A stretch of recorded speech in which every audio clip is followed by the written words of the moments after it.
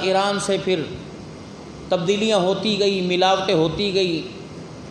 کیونکہ جب سے ہم نے آنکھ کھولی ہے سوائے ماں کے دودھ سے اس زمین پر کوئی چیز ہمیں خالص ملی نہیں۔ جس طرح کھانے پینے کی، پہننے اوڑھنے کی اشیاء ہمیں خالص نہیں ملی، دین بھی ہمیں خالص نہیں ملا۔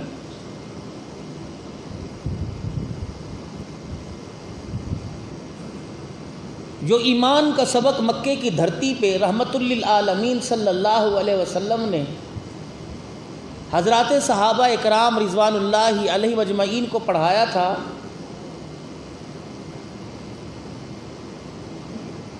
انہیں اس سبق کے پڑھنے میں کچھ قیمت ادا کرنی پڑی تھی، کچھ نہیں بلکہ بہت سی قیمت ادا کرنی پڑی تھی،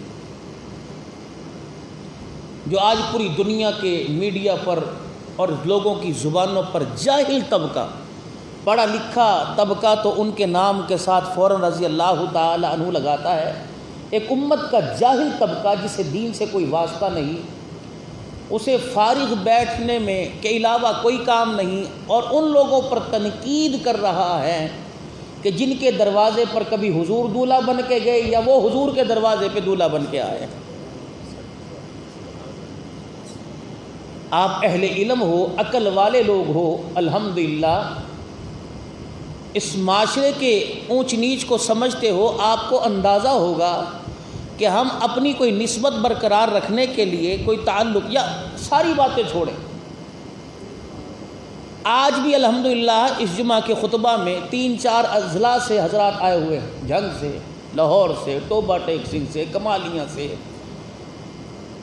کچھ 8-7 حضرات نے کراچی سے بھی آنا تھا، کیونکہ میرا سفر ہے، میں نے ان کو منع کر دیا، میں نے کہا آئندہ جمعے سے ہی۔ تو بہت سارے لوگ یہاں آئے ہیں، اپنے جھولی میں تو کچھ ہے ہی نہیں بھائی، اب پتہ نہیں لوگ کیا سمجھ کے آتے ہیں، ان کو کیا ملتا ہے، لیکن کوشش ہوتی ہے کہ جو گفتگو ہو خالصتاً اللہ کی رضا کے لیے ہو، رحمت للعالمین کی اتباع کے لیے ہو بھائی۔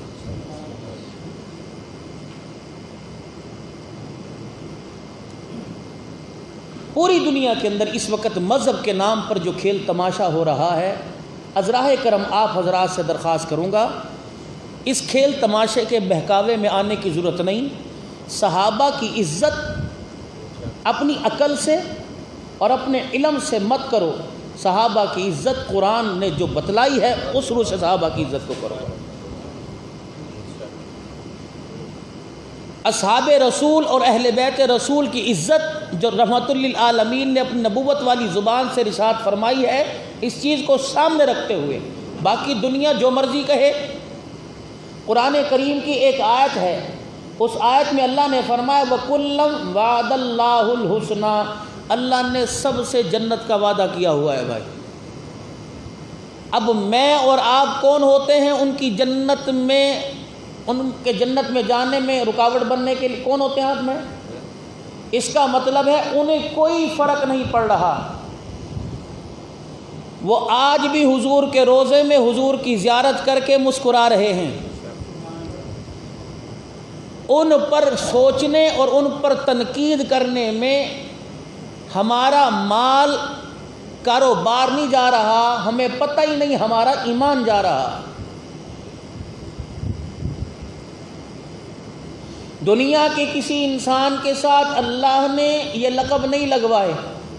1,24,000 صحابہ کی جماعت ہے، اللہ نے فرمایا خبردار ابو بکر کا نام آئے صرف ابو بکر نہیں کہنا، عمر کا نام آئے عمر نہیں کہنا، عثمان کا نام آئے صرف عثمان نہیں کہنا، علی کا نام آئے، حسین کا نام آئے، حسن کا نام آئے، معاویہ کا نام آئے، جب ان کا نام سنو کسی کی زبان سے تب بھی رضی اللہ عنہ کو، اپنی زبان سے کہو تب بھی رضی اللہ عنہ کو، کہ لوگوں کو بتلاؤ کہ اللہ ان سے راضی ہو گیا، لوگوں کو بتلاؤ کہ دنیا کی زندگی میں موت سے پہلے اللہ ان سے راضی ہو گیا۔ اب کسی کی محبت کو سامنے رکھ کر کسی کی زندگی پر کیچڑ اچھالنا، اہل علم اس لوگ کو سمجھتے ہیں، پڑھا لکھا طبقہ بھی اور وہ لوگ بھی جنہوں نے آج تک کسی اسکول کالج یونیورسٹی کا دروازہ نہیں دیکھا، وہ بھی سمجھتے ہیں کہ سارا یہ ایک جھوٹ کا پلندہ ہے جو اس جماعت پر کسا جا رہا ہے جس جماعت کو اللہ کا نبی بدر کے میدان میں لے کے آیا تھا اور رحمت للعالمین نے خود ہاتھ اٹھا کر رو کر کہا تھا اللہ ان لوگوں کی حیثیت یہ کہ ان کے پیر میں جوتی نہیں، ان لوگوں کی حیثیت یہ کہ ایک ایک کھجور پر گزارا کر رہے ہیں،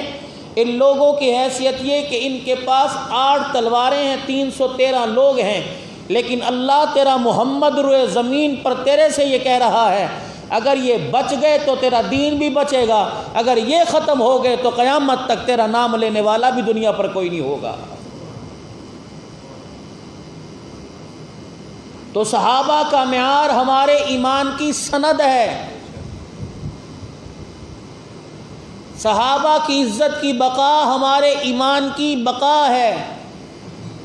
تو حضرات گرامی، اہل بیت کے سامنے صحابہ کو کھڑا نہ کرو اور صحابہ کے سامنے اہل بیت کو کھڑا نہ کرو، انشاءاللہ خلفائے راشدین کی زندگی اور ان کے دور خلافت میں جو اہل بیت کے ساتھ سلوک تھا اصحاب رسول کا، انشاءاللہ آنے والے جمعوں میں یہ موضوع لے کے آؤں گا۔ اس وقت داماد رسول جناب سیدنا عثمان رضی اللہ عنہ، بات چلی تھی کنیت سے۔ ہمارے ہاں ملک پاکستان کے اندر پنجابی زبان رکھنے والوں نے پنجابی دین کو سمجھا، اردو والوں نے اپنی زبان میں سمجھا، بلوچ کہ جب بھی آپ دعا کریں یا اللہ مجھے نوکری دے یا اللہ مجھے مال دے تو ساتھ اللہ سے دعا کر لیا کریں کہ یا اللہ مجھے موت ایمان پر دینا، بھائی خاتمہ میرا ایمان پر ہو۔ اللہ کے نبی صلی اللہ علیہ وسلم نے 3 دعائیں سکھلائی اور 3 دعاؤں میں ایک دعا یہ بھی تھی، اللہم انی اسألک حسن الخاتمہ یا حسن الاخلاق، یا اللہ میرا جو خاتمہ ہو وہ ایمان پر ہو اور مجھے اخلاق اچھے عطا فرمانا اللہ۔ اللہم حفظنا الموت وفیما بعد الموت، یا اللہ موت کے وقت شیطانی ہتھ کنڈوں سے حفاظت فرمانا۔ پیسہ یاد نہ آئے، مجھے میری دکان کیسے چلے گی یہ ذہن میں نہ آئے، میرے رقبے کو کون سنبھالے گا یہ ذہن میں نہ آئے، اللہ اس وقت تو ہی میرے سامنے ہو، تیری توحید کا پھلیرا اور تیری توحید کی عظمتیں زبان پر ہوں اور تیرے نبی کی محبت کا پہاڑ دل میں لے کر اللہ میں تیرے پاس آنا چاہتا ہوں۔ تو صحابہ اکرام رضوان اللہ علیہ مجمعین نے اپنا ایمان بچایا۔ آج ہم دکان بچا رہے ہیں، آج ہم کاروبار بچا رہے ہیں، صبح اٹھ رہے ہیں، آج تو چھٹی کا دن ہے، میں نے جب گھر سے سفر شروع کیا تو تیز موسلا دھار بارش تھی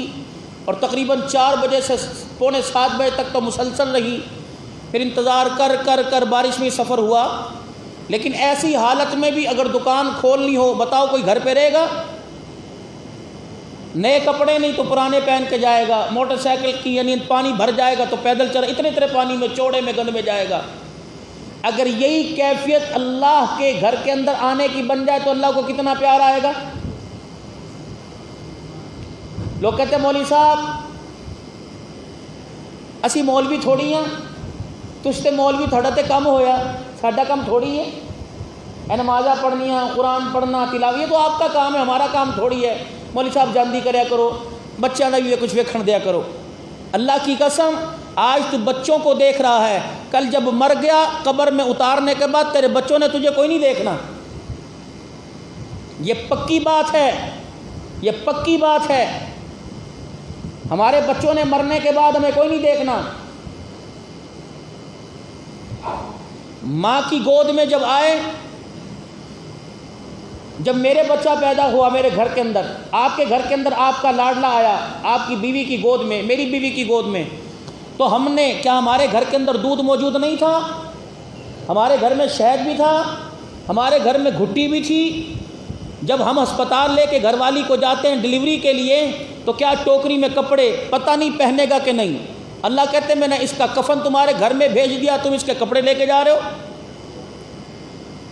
شہد کی ٹیوب گھٹی جو جیسی جس کی استطاعت وہ لے کے جاتا ہے، لیکن وہ پیدا ہونے کے فوراً بعد چامیاں رونا دھونا شروع کرتا ہے۔ مجھے ایمانداری سے بتلاؤ، کوئی اسے گھٹی چٹاتا ہے، کوئی اسے شہد پلاتا ہے چٹاتا ہے، یا اسے کوئی ماں کے دودھ کے ساتھ لگاتا ہے؟ ماں کا دودھ بھی چھاتی میں چھالے مار رہا ابھر رہا ہے،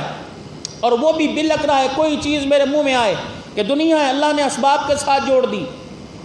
وہاں ماں کی ناڑ ماں کی ناف کے ساتھ اللہ نے اس کے رزق کی نالی کو جوڑا، لیکن یہاں اسباب کے ساتھ جوڑ دی۔